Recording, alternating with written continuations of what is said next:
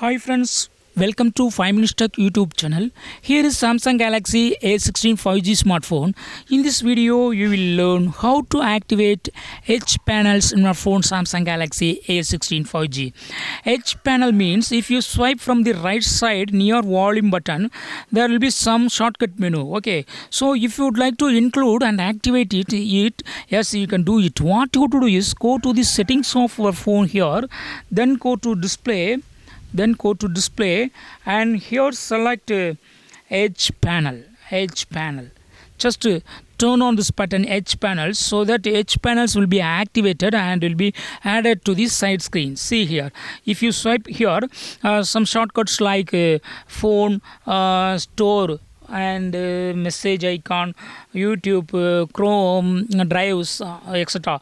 These are all shortcuts for going there. Okay, for example, if you are going to the Google Chrome, just click here and it will be directly go to the Google Chrome. Okay, so in this way you can easily activate edge panels in your phone Samsung Galaxy A16 5G. That's all friends, thanks for watching, bye bye.